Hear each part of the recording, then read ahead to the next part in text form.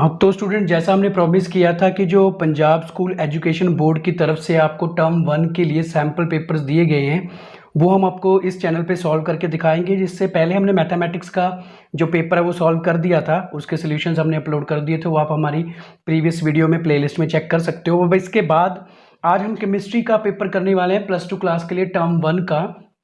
तो हम शुरू करते हैं। इसमें 35 क्वेश्चंस और सभी क्वेश्चंस करने कंपलसरी है और एक क्वेश्चन का जो है 1 मार्क और एमसीक्यू टाइप इसमें क्वेश्चंस हैं। तो हम शुरू कर रहे हैं। तो पहला जो है हमारा वो सोल्यूशन चैप्टर से ही न्यूमेरिकल है। A solution containing 5 gram each of water and sodium chloride. एक सोल्यूशन में 5 ग्राम वाटर है और सोडियम क्लोराइड भी है उसमें, जो कि 95 ग्राम रह गया। फिर what will be the mole fraction of the sodium chloride. हमने सोडियम क्लोराइड का मोल फ्रैक्शन पता करना है। तो पहले हम लिखेंगे कि जो मॉलिक्यूलर मास होगा, molecular mass of water, molecular mass of water हमारे पास 18 होता है और मॉलिक्यूलर मास ऑफ NaCl वो हमारे पास होगा 58.5 के बराबर। और हमारे पास अगर हमने मोल फ्रैक्शन पता करना है NaCl का, तो उसका फॉर्मूला होगा number of moles of NaCl divided by number of moles of water plus number of moles of NaCl। मतलब हमको क्या चाहिए होता है, अगर हमने मोल फ्रैक्शन सॉल्यूट का पता करना है तो हमको सॉल्यूट के नंबर ऑफ मोल चाहिए और टोटल नंबर ऑफ मोल्स चाहिए। तो आपको ये भी पता है कि नंबर ऑफ मोल्स पता करने का फॉर्मूला क्या होता है, given mass over molecular mass. तो हम इसमें कैलकुलेट कर लेंगे। अगर हम NaCl का जो हमारा गिवन मास है वो 95 है, क्योंकि 5 ग्राम हमको वाटर दिया है, तो 95 ग्राम हमारे पास जो है सोडियम क्लोराइड बच चुका है। और इसका हमारे पास गिवन मास है, सॉरी मॉलिक्यूलर मास है वो 58.5 है। Now divided by 95 upon 58.5 plus water का हमारे पास जो गिवन मास है वो 5 ग्राम है और जो उसका मॉलिक्यूलर मास है वो 18 है। इसको कैलकुलेट करने के बाद जो हमारे पास वैल्यू आ जाएगी, इस सभी एक्सप्रेशन को अगर हम सॉल्व कर लेंगे तो हमारे पास जो फाइनल जो इसका आंसर आ जाएगा वो आ जाएगा 0.085 और हमारा ऑप्शन नंबर ए इसमें राइट हो जाएगा। मतलब कि फर्स्ट क्वेश्चन के लिए हमारा जो राइट आंसर है वो ऑप्शन नंबर ए है। Now fog is a solution of type. Fog जो है एक कोलाइडल सोल्यूशन की एक एग्जांपल है और ये फॉग में हम देख सकते हैं कि इसमें लिक्विड इन गैस की एक एग्जांपल है हमारे पास। Fog is a example of liquid in a gas. वो हमारा ये फर्स्ट MCQ के लिए ए ऑप्शन सही है। Which of the following pair show the positive deviation from Rawls law. Rawls law के लिए पॉजिटिव डेविएशन कौन सा पेयर शो करता है, तो वो है हमारा बेंजीन एंड मिथानोल। बेंजीन और मिथानोल में हमारे पास जो होती है वो पॉजिटिव डेविएशन होती है। नाउ उसके बाद फिर से हमारे न्यूमेरिकल है। The boiling point of water हमको 750 mm, mercury is 99.63 degree Celsius given है हमको। And how much sugar to be added to 500 gram of water such that the boil at 100 degree Celsius. हमको KB यानी कि जो boiling point constant है वो हमको 0.522 के इक्वल दिया हुआ है। तो हमारे पास जो फॉर्मूला होगा इसका हम जानते हैं, कॉलिगेटिव प्रॉपर्टीज़ में हमारे पास जो फॉर्मूला होता है delta TB is equal to हमारे पास होता है KB multiply 1000 then multiply W2 divided by molecular weight of the solvent multiply weight given weight of the solvent solute. तो इसकी हम जो वैल्यूज पता करेंगे वो क्या होगा, हम इसको कैलकुलेट कर लेते हैं। तो कैलकुलेट अगर हम इसको करें तो हमारे पास ये होगा, हम लिख लेते हैं डेल्टा TB। हमको क्या गिवन है, पहले हम इसका डेल्टा TB हमको गिवन है क्योंकि देखो टेम्परेचर हमको गिवन क्या है इसमें, हम लिखेंगे 100 को अगर हम 273 से ऐड कर दें, यानी कि 100 डिग्री सेल्सियस को 273 से ऐड कर दे तो जो चेंज इन डेल्टा TB है उसको माइनस कर देंगे हम। हमारे पास जो 99.63 डिग्री सेल्सियस है उसको भी 273 से ऐड करने के बाद जो हमारे पास केल्विन में आंसर आ जाएगा वो 0.37 K आ जाएगा। मतलब हमको इसमें डेल्टा TB की वैल्यू को तो हमको ऑलरेडी पता है, बट हमने इसमें फाइंड करनी है W2 की वैल्यू। तो W2 का हम इसमें पहले फॉर्मूला कैलकुलेट करें तो W2 हमारे पास बनेगा इसमें delta TB multiply M2 multiply W1 divided by 1000 multiply KB। अब इस सब की वैल्यूज़ को हमको गिवन है इस स्टेटमेंट में कि हमको सारा कुछ इसमें गिवन है। तो वैल्यूज़ को अगर हम पुट कर दें, डेल्टा TB हमारे पास 0.37 हमने अभी कैलकुलेट किया है, 37 के बराबर आया हमारे पास। नाउ 342 ग्लूकोज आप जानते हो शुगर का फॉर्मूला C11H22O11 होता है। तो इसका अगर हम कैलकुलेट करेंगे तो इसका जो मॉलिक्यूलर वेट होगा वो 342 के इक्वल आ जाएगा और 500 ग्राम हमको गिवन है wait of the solvent. Now 1000 and के बी हमको ये भी गिवन है, ये हमारे पास है 0.522 के इक्वल। तो इसको कैलकुलेट अगर हम कर लेंगे तो हमारे पास जो फाइनली आंसर आ जाएगा वो हमारे पास आ जाएगा इसका आंसर 121.7 ग्राम के इक्वल, और हमारा ऑप्शन नंबर सी है जे वो राइट हो जाएगा। मतलब कि फोर्थ जो न्यूमेरिकल है उसके लिए हमको ये डेल्टा टीबी का फॉर्मूला यूज़ करना और सारी वैल्यूज़ हमको गिवन है, और जो शुगर का फॉर्मूला C11H22O11 लिखने के बाद और जो वाटर उसका मॉलिक्यूलर वेट हम ले लेंगे तो हमारे पास ये वैल्यूज़ आ जाएंगी। नाउ नेक्स्ट हमारे पास the SI unit of molar conductivity. तो आप जानते हो मोलर कंडक्टिविटी का जो सिंबल डेल्टा होता है उसको अगर हम उसका जो अगर हम देखें कि उसकी जो कापा के इक्वल होता है इस तरह का, ये हमको डेल्टा भी बोल देते हैं। तो इसका A option is a right answer है। मतलब the SI unit of molar conductivity जो siemens metre square mole inverse के बराबर होता है। नाउ हमारा नेक्स्ट 6 नंबर न्यूमेरिकल है, which of the following metals can be used as a sacrificial anode in a protecting iron against corrosion. Corrosion को बचाने के लिए उस पे एज अ सैक्रिफिशियल एनोड के रूप में हम कौन सा इसमें मतलब के मेटल यूज़ करते हैं, जिसकी लेयर हम इसके हमारे पास ऑप्शन दी हुई है। इसमें हमारे पास टिन है, जिंक है, और इसके बाद हमारे पास इसमें ऑप्शन है कॉपर है, गोल्ड है। तो इसका राइट आंसर हमारे पास जिंक लेयर है। जिंक की लेयर इसमें हम करते हैं जो कि आयरन को हम प्रोटेक्ट करते हैं कुरीजन से। नाउ उसके बाद भी हमारा एक न्यूमेरिकल है, cell potential of a cell is a following cell reactions takes place, हमको गिवन है इसमें। तो इसका फॉर्मूला हम पहले लिख लेते हैं, E cell is equal to E standard now 0.0591 divided by n and then log of concentration. इसमें हम किस किस की लेंगे कंसंट्रेशन, हमारे पास आ जाएगी एक तो Mg2 positive divided by silver positive की। तो n की वैल्यू तो हम 1 ही लेंगे इसमें, क्योंकि 1 इलेक्ट्रॉन जो ट्रांसफर हो रहा है तो इसमें ले लेंगे हम ई नॉट की वैल्यू भी हम इसमें पुट कर देते हैं, हमको गिवन है 3117 0.591 अपॉन 1, और इसको अगर हम सॉल्व करेंगे तो ये हमारे पास बन जाएगा log 10 आ जाएगा हमारे पास। ये इसको सॉल्व करने के बाद हम लिखेंगे log 10, और log 10 की वैल्यू जो हमारी होती है वो 1 के इक्वल होती है, और 3.17 को अगर हम 0.0591 से सब्ट्रैक्ट करेंगे तो ये हमारे पास कैलकुलेट करने के बाद 3.11 वोल्ट के इक्वल आ जाएगा, और ये हमारी ऑप्शन नंबर ए है जो वो राइट हो जाएगी न्यूमेरिकल नंबर 7 के लिए, मतलब MCQ नंबर 7 के लिए। नाउ इसके बाद हमारे पास फिर से एक न्यूमेरिकल है, द मोलर कंडक्टिविटी हमने पता करनी है इनफाइनाइट डिल्यूशन पे। तो उसके लिए हमको सिंगल आयंस की कंडक्टिविटी का जो फॉर्मूला होता है हमारे पास कुछ इस तरीके से होता है। तो इसमें हम लिख लेते हैं, इसमें हम lambda naught chlorine negative molar conductivity find करने के लिए हम तो वैल्यूज़ को कैलकुलेट करेंगे।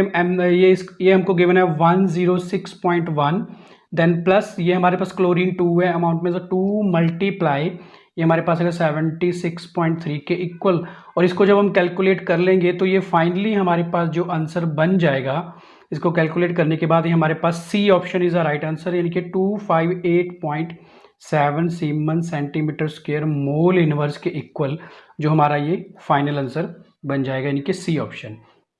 नाउ इसके बाद हम बात करते हैं न्यूमेरिकल नंबर 9 की, विच of the following has a highest boiling point. अब इसमें हाईएस्ट बॉइलिंग पॉइंट सबसे ज़्यादा उसमें होगा जिसमें हाइड्रोजन बॉन्डिंग स्ट्रांग होती है। तो हम जानते हैं कि इसमें हाइड्रोजन बॉन्डिंग तो हमारी वाटर में स्ट्रांग होती है, तो वाटर के लिए हम बता सकते हैं कि वाटर में हाइड्रोजन बॉन्डिंग स्ट्रांग होने के कारण H2O है जो उसका बॉइलिंग पॉइंट सबसे स्ट्रांग होगा। विच of the following is a monoatomic, इनमें से कौन सा मोनोटॉमिक है। ऑक्सीजन हमको O2 की फॉर्म में मिलता है, फ्लोरीन भी F2 की फॉर्म में, नाइट्रोजन भी हमको N2 की फॉर्म में मिलता है, सिर्फ नियॉन है जो हमको सिंगल गैस है जो नियॉन फॉर्म में मिलती है। मोनोटॉमिक मतलब सिंगल एटम की फॉर्म में मिलता है Ne की फॉर्म में, तो Ne हमारा यानी कि नियॉन इसका राइट आंसर है। द बेसिसिटी ऑफ H3PO4, अगर हम इसको PO4 की मतलब स्ट्रक्चर ड्रॉ करें तो ये हमारे पास कुछ इस तरीके से बनेगी, OH हाइड्रोक्सोलाइन, ये भी हाइड्रोक्सोलाइन और यहाँ पे डबल बॉन्ड, तो ये हमारे पास बन जाता है H3PO4 के इक्वल। तो आप देख सकते हो इसमें HN 3 अवेलेबल है, इसको अगर हम ब्रेक करेंगे तो 3 HN अवेलेबल है जो कि बेसिसिटी के लिए रिस्पॉन्सिबल होते हैं। तो हम इसको बोल सकते हैं इसमें 3 होने के कारण इसकी बेसिसिटी है जो 3 होगी, यानी कि 11 नंबर क्वेश्चन के लिए हमारा जो ऑप्शन नंबर मतलब कि ऑप्शन नंबर सी है वो जो सही हो जाएगा। नाउ हाइब्रिडाइजेशन हमने लिखनी है इसकी, हाइब्रिडाइजेशन ऑफ XeX6 यानी कि ज़ीनॉन हेक्साफ्लोराइड के लिए हमने इसकी हाइब्रिडाइजेशन लिखने की, इसकी हाइब्रिडाइजेशन क्या होगी। तो इसका हमारे पास एक फॉर्मूला होता है सेंट्रल एटम के लिए, अगर हमने पता करना हो इसकी सेंट्रल एटम की हाइब्रिडाइजेशन करने के लिए तो हमारे पास होता है 1/2, ये होता है हमारे पास वैलेंसी, वैलेंस इलेक्ट्रॉन कितने उसमें, और प्लस उसके बाद हम बोल सकते हैं कि उसमें कोवलेंट बॉन्ड कितने बने हुए हैं, कोवलेंट बॉन्ड कितने हैं, कोवलेंट बॉन्ड की गिनती क्या है। अब हम जानते हैं कि जो ज़ीनॉन होता है उसकी जो हमारे पास वैलेंसी होती है वो हमारे पास 8 के इक्वल होती है, और 8 के बाद अगर हम इसको हमारे कोवलेंट बॉन्ड्स कितने 6 इसमें फ्लोरीन एटम है तो 6 इसकी मतलब कि कोवलेंट बॉन्ड्स हो चुके हैं। तो इसको अगर हम सॉल्व करें तो ये हमारे पास कैलकुलेट करने पे बन जाएगा 8 + 6 14, 14 बाय यानी कि 7, यानी कि इसमें 7 ऑर्बिटल्स पार्टिसिपेट करेंगे। तो हम काउंट कर लेते हैं 3 + 1 इसमें 4 हैं, इसमें 3 4 5 हैं, इसमें 3 4 5 6 हैं, और इसमें sp3d³ में 3 3 6 + 7, तो इसका जो राइट आंसर है वो आएगा sp3d³, क्योंकि इसमें 7 ऑर्बिटल्स और हमारा आंसर जो है वो 7 ऑर्बिटल सेंट्रल एटम के लिए फाइंड करने पे आया है हमारे पास ना। उसके बाद हम देखते हैं nitric acid oxidise to phosphorus 2। जब हम नाइट्रिक एसिड को ऑक्सीडाइज करते हैं फॉस्फोरस के, नाइट्रिक एसिड हमारे पास क्या होता है HNO3 होता है। अब इसको जब हम फॉस्फोरस से रिएक्ट करवाएंगे तो हमारे पास ये H3PO4 बन जाता है, H3PO4। तो हमको कंप्लीट रिएक्शन करने की जरूरत नहीं, बस आप याद रखो कि फॉस्फोरस को रिएक्ट करने के बाद H3PO4 बन जाता है, जो कि ऑप्शन नंबर ए हमारे पास इसका राइट आंसर है ना। उसके बाद हमारे पास 14th नंबर क्वेश्चन है, which of the following strongest oxidising agent, इसमें सबसे ज़्यादा स्ट्रॉन्गेस्ट ऑक्सीडाइजिंग एजेंट कौन है। तो आप जानते हो हैलोजन फैमिली वाले सारे स्ट्रॉन्गेस्ट ऑक्सीडाइज एजेंट होते हैं, जिसमें से F2 यानी कि फ्लोरीन है जो सबसे स्ट्रॉन्गेस्ट ऑक्सीडाइजिंग एजेंट है। नाउ इसके बाद है 15th number MCQ, which is the highest oxidation state exhibited by group 17। Group 17 जो मेंबर होते हैं जिनको हम हैलोजेंस बोलते हैं, उनकी जो हाईएस्ट ऑक्सीडेशन स्टेट कौन सी होता है। आप जानते हो 17 की अगर आप कन्फिगरेशन लिखो तो +7 तक ही जाएगा, 7 इलेक्ट्रॉन्स लूज कर, तो हम बोल सकते हैं कि डी ऑप्शन इसका राइट आंसर है, +7 इज द राइट आंसर। अब zirconium and hafnium have the equal atomic and ionic radii due to, zirconium and hafnium जो होते हैं ये एक ही ग्रुप के एलिमेंट्स हैं, तो ऊपर से नीचे की तरफ आते हुए इनका एटॉमिक रेडियाई तो इंक्रीज करता है, बट इसमें ना तो डायगोनल रिलेशनशिप इसको वेरीफाई करता है, और इनकी जो सिमिलैरिटीज होती हैं वो सिर्फ और सिर्फ लेंथेनॉइड कॉन्ट्रैक्शन के कारण होती हैं। तो हम बोल सकते हैं कि ये जिरकोनियम एंड हॉफनियम में जो equal atomic and ionic radii ये लेंथेनॉइड कॉन्ट्रैक्शन के कारण होती हैं। Now which metal has a lowest melting point, इनमें से किसका मेल्टिंग पॉइंट सबसे लो है, तो वो है हमारा मरकरी। मरकरी का जो मेल्टिंग पॉइंट होता है सबसे लो होता है। और एक 18th क्वेश्चन है जो इसको ध्यान से अगर हम पढ़े तो विच of the following ions will give coloured solution. Students जो 18th क्वेश्चन है वो थोड़ा एक्सेप्शनल केस है क्योंकि इसमें ऑप्शन ही नहीं हमारे पास गिवन है, और क्वेश्चन हमारे पास which of the following ion will give coloured solution. तो इसमें जो भी हमारे पास ऑप्शन दिए टाइटेनियम 4 आयन, कॉपर, स्कैंडेनियम, ये सभी कलरलेस है, इसमें कोई भी कलर आयन नहीं है। अगर कॉपर 2 पॉजिटिव होता तो उसको हम कलर्ड बोल सकते थे, बट इसमें कॉपर 2 पॉजिटिव की ऑप्शन ही नहीं है। इसका मतलब इस क्वेश्चन को हम बोल सकते हैं कि इसमें हमारे पास ऑप्शन गिवन नहीं है। Now the catalyst use for the oxidation to SO2 to SO3 in a contact process is, sulphur dioxide से जब हम कॉन्टैक्ट प्रोसेस के थ्रू ऑक्सीडेशन करने के बाद सल्फर ट्राइऑक्साइड बनाते हैं तो उसमें कौन सा कैटलिस्ट यूज होता है, वो होता है vanadium pentoxide V2O5। Vanadium pentoxide इसमें यूज होता है, तो हम बोल सकते हैं कि इसकी जो ऑप्शन नंबर सी है वो हमारा राइट आंसर है। उसके बाद 20th जो हमारा MCQ है, the equivalent weight of KMnO4 in acidic medium is equal to, KMnO4 का हमने जो एसिडिक मीडियम में इक्वलेंट वेट पता करना हो तो उसका फॉर्मूला क्या होता है। तो उसके लिए पहले हम क्या करेंगे, MnO4 नेगेटिव जो KMnO4 का आयंस बनेगा तो उसको हम अगर 8 बैलेंसिंग करते हैं 8 H आयन, और हमको इसमें 5 इलेक्ट्रॉन जो है वो बैलेंस करवाने पड़ते हैं, तब जाके हमारे पास Mn2 पॉजिटिव प्लस 4H2O बनता है। तो इसमें 5 इलेक्ट्रॉन की वैलेंसी होती है, तो इसका अगर हम इक्वलेंट वेट की बात करें तो उसका फॉर्मूला होगा मॉलिक्यूलर वेट डिवाइडेड बाय 5, जो कि हमारी ऑप्शन नंबर बी है। तो हमारा 20th क्वेश्चन का जो राइट आंसर है वो ऑप्शन नंबर बी होगा। Now which is not a common for lanthanide and actinoids, lanthanoid and actinoids के लिए क्या चीज़ कॉमन नहीं होती, दोनों का ऑक्सीडेशन स्टेट +3 होती है, दोनों f ऑर्बिटल्स उनमें कंटेन करते हैं, बट दोनों में ऑक्सो आयंस नहीं होते, सिर्फ एक्टेनॉइड्स है जो उसमें केटॉयंस होते हैं, बट जो हमारा लैंथेनॉइड्स है उसमें नहीं होते। तो इसका C option is a right answer है। Now the number of unpaired electrons in nickel 2 positive, निकल 2 पॉजिटिव में कितने अनपेयर इलेक्ट्रॉन्स होते हैं, तो इसका एटॉमिक नंबर अगर हम देखें तो 28 होता है, निकल का 28 होता है। इसकी अगर हम जनरल कन्फिग्रेशन लिखे तो ये 1s2 हमारे पास बनेगा, उसके बाद 2s2 2p6 and 3s2 3p6 and 3d8, तो ये हमारे पास बन जाते हैं 10 18 18 + 8 हाँ 26। अब 26 है तो 2 इलेक्ट्रॉन जो है 4s में से निकल जाते हैं, तो ये वैलेंसी रह जाती है यहाँ पे। तो इसकी अगर हम 3d जो लास्ट वाला हमारा ऑर्बिटल बच चुका है, अगर हम उसकी मतलब कि ऑर्बिटल्स में इलेक्ट्रॉन शो करें तो 1 2 3 4 5, ये हमारे पास टोटल इसमें जो है 8 इलेक्ट्रॉन है, 6 7 एंड 8, तो ये 2 इलेक्ट्रॉन जो इसमें रह जाते हैं। तो इसकी जो Ni2 पॉजिटिव यानी कि निकल 2 पॉजिटिव का जी अनपेयर्ड इलेक्ट्रॉन सिर्फ 2 ही बचते हैं, तो नंबर ऑफ अनपेयर्ड इलेक्ट्रॉन इसमें हमारे पास 2 आ जाएंगे।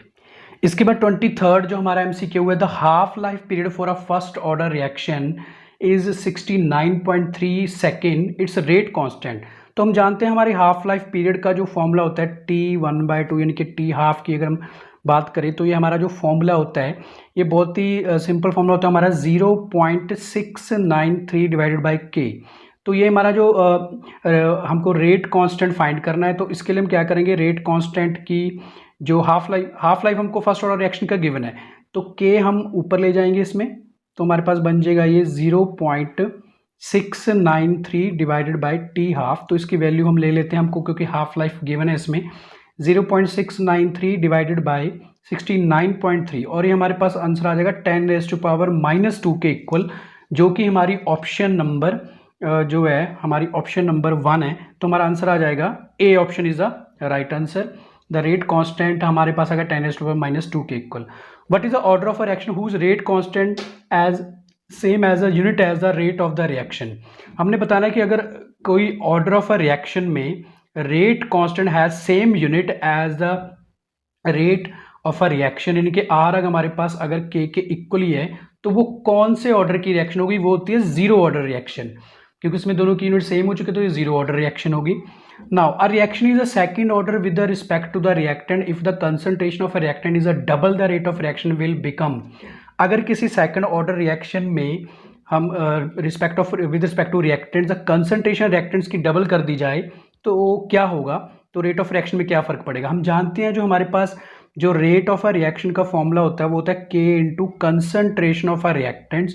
तो क्योंकि ये सेकंड ऑर्डर है तो उसमें हम 2 लिख देंगे। नाउ अगर हम बोल रहे हैं कि डबल हो जा रही है, हमारी जो कंसंट्रेशन है वो डबल हो जा रही है, तो क्या होगा, रेट ऑफ यानी कि इसको 2a होल स्क्वायर कर देंगे हम, तो हमारे पास ये बन जाएगा 4ka⁻²। तो ये तो 4 टाइम्स हो चुकी है हमारी ओरिजिनल रेट ऑफ रिएक्शन से, तो इसका मतलब ये 4 टाइम्स हो जाती है, और हमारा ऑप्शन नंबर बी इसमें राइट आंसर हो जाता है। नाउ 26th न्यूमेरिकल है अब हमारे पास इसके बाद फिर से, अ 60% of first order reaction was complete in 60 minute. अगर 60% जो फर्स्ट ऑर्डर रिएक्शन है वो 60 मिनट्स में कंप्लीट होती है, तो हमने बताना है कि 50% सेम रिएक्शन को कंप्लीट होने में कितना टाइम लगेगा। तो पहले हम क्या कर लेते हैं, पहले हम k फाइंड कर लेते हैं, हमारा रेट कांस्टेंट k फाइंड कर लेते हैं। उसके लिए हमारे पास जो फॉर्मूला होता है वो होता है k is equal to 2.303 divided by t log of a over a minus x के इक्वल। तो हम इसमें वैल्यूज सब्सिट्यूट कर देते हैं। टाइम जो है हमको वो 60 मिनट्स दिया गया है, and sorry log of a हमारे पास जो है वो अगर हम 100% ले लें तो a माइनस एक्स, क्योंकि हमको 60% कम हो चुका है, इनका 100 माइनस 60 40 आ गया। तो इसको कैलकुलेट करने के बाद हमारे पास जो k की वैल्यू आ जाएगी वो हमारे पास k की वैल्यू 0.0153 के इक्वल आ जाएगी। नाउ इस k की वैल्यू को हम इसी तरह के फॉर्मूले में यूज़ कर लेते हैं, तो t फाइंड आउट करते हैं उसमें हम। तो हमारा अगला जो होगा t is equal to 2.303 divided by k log, अब हम 50% की बात कर रहे हैं तो हमारे पास आ जाएगा 100/50। अब k की वैल्यू को तो हम कैलकुलेट कर ही चुके हैं, तो हमारे पास 2.303 k की वैल्यू हमारे पास है 0.0153 और 100/50 हमारे पास 2 आ जाएगा log 2, और log 2 की वैल्यू को सब्स्टिट्यूट करने के बाद जो फाइनली हमारे पास जो आंसर बचेगा वो हमारे पास आ जाएगा। इसको कैलकुलेट करने के बाद अगर हम बात करें तो ये फाइनली हमारे पास 45.13 मिनट्स के इक्वल है जो हमारा आंसर आ जाएगा, और हमारी ऑप्शन नंबर बी है जो इसमें राइट हो जाएगी 45.13, यानी कि अप्रॉक्सीमेटली 45 मिनट्स हम लिख सकते हैं। नाउ 27th नंबर क्वेश्चन है with 10 degree rise in temperature rate of a reaction. ये हम जानते हैं, हमने पढ़ा हुआ है कि जो every 10 degree rise in temperature के बाद जो रेट ऑफ रिएक्शन है वो ऑलमोस्ट डबल हो जाती है। तो टेम्परेचर इफेक्ट करता है रेट ऑफ रिएक्शन पे। Heating of iron pyrite in air is a remove sulphur is called. जब हम आयरन पायराइट जो कि ओर ऑफ द आयरन है उसको जब हम एयर की प्रेजेंस में गर्म करते हैं उसमें से सल्फर निकालते हैं जो कि सल्फाइड ओर का काम करती है, तो वो कौन सी प्रोसेस होती है? कैल्सिनेशन, फ्लक्सिंग, स्मेल्टिंग या रोस्टिंग। तो हम जानते हैं इन दी प्रेजेंस ऑफ जो सल्फाइड ओर को रिमूव करने के लिए हम रोस्टिंग का यूज करते हैं, रोस्टिंग इसका मेथड है। Which of the following is not a ore of an iron. इसमें आयरन की ओर कौन सी नहीं है? Haematite is a ore of iron, magnetite is also the ore of iron, siderite is also the ore of iron, but galena is a not a ore of the iron. तो ये C option इसमें सही है कि जो galena है वो ore of a iron नहीं है। नाउ हमारे पास 30th क्वेश्चन है a colloidal system in which both dispersed phase and dispersion medium are liquid is known as. Colloidal solution जिसमें दोनों ही लिक्विड होते हैं, लेकिन लिक्विड इन लिक्विड की ये हमारे पास लिक्विड इन लिक्विड की हमने बताना है जो कि इसको क्या कहा जाता है, जेल, एरोसोल, इमल्शन या फोम। तो इसको हम इमल्शन बोलते हैं। और 30th का जो हमारा आंसर है वो है इमल्शन, यानी कि सी ऑप्शन। अब इसके बाद है 31st question the size of a colloidal particle is. बहुत ही ईजी क्वेश्चन है, हम लोअर क्लास से पढ़ते आए हैं कि between 1 nanometre to 1000 nanometre colloidal particles का साइज होता है। Now Tyndall effect is due to. Tyndall effect क्या इफेक्ट शो करता है? इलेक्ट्रिक चार्जेस के कारण होता है, एब्जॉर्प्शन ऑफ लाइट के कारण, या स्कैटरिंग ऑफ लाइट के कारण, या नन ऑफ दिस। तो हम जानते हैं स्कैटरिंग ऑफ लाइट के कारण होता है, ये भी हम लोअर क्लासेस में ही पढ़ लेते हैं। ब्लड में बी प्यूरिफाइड बाय। ब्लड को कैसे प्यूरिफाई किया जाता है? Blood is also colloidal solution, तो इसको कोगुलेशन या फिर डायलिसिस या इलेक्ट्रोस्मोसिस या फिल्ट्रेशन, इसके लिए सही मेथड जो है वो डायलिसिस है। तो ethylene diamine is the example of. Ethylene diamine किसकी एग्जाम्पल है? ये हम जानते हैं इथाइलिन डाई अमाइन है जो, इसको हम बाइडेंडेट लिगेंड बोलते हैं। बाइडेंडेट ये लिगेंड का काम करती है। अब 35th है जो ये हमारा लास्ट क्वेश्चन है। तो इसमें आप देख सकते हो कि इसमें हमको कोबाल्ट सेंट्रल एटम है और इसमें अमोनिया ONO NO2 Cl2 हमको बताना है। ये दो आइसोमर्स तो हैं, बट ये आइसोमर्स किस की एग्जाम्पल है? कौन से आइसोमर की एग्जाम्पल है? कोऑर्डिनेशन आइसोमेरिज्म, कोऑर्डिनेशन तो इसमें ऐसा कुछ नहीं है, और लिंकेज आइसोमेरिज्म या फिर हाइड्रोटाइज के लिए हमको वाटर की प्रेजेंस होना जरूरी है। ज्योमेट्रिकल आइसोमेरिज्म भी ये नहीं लग रहा हमको, तो ये सही ऑप्शन है इसका बी है, लिंकेज आइसोमेरिज्म। तो स्टूडेंट्स ये हमने 35 क्वेश्चंस आज जो है पूरे सॉल्व कर दिए हैं। 35 क्वेश्चंस हमारे पूरे हो चुके हैं जो कि आपका सैम्पल पेपर बोर्ड की तरफ से भेजा गया था केमिस्ट्री का। ऐसे ही हम फिर जल्दी हाजिर होंगे, अपना फिजिक्स का सैम्पल पेपर सॉल्व करेंगे हम, वो भी हमारे पास आ चुका है। तो फिजिक्स का भी सैम्पल पेपर ऐसे ही जैसे ही हमारे पास सैम्पल पेपर्स आते रहेंगे उनको हम अपने चैनल पे सॉल्यूशंस उनके डालते रहेंगे। तो आप स्टडी अपनी कंटिन्यू रखिए और all the best for the exams, और वेट कीजिए हमारी नेक्स्ट वीडियो का। थैंक्स।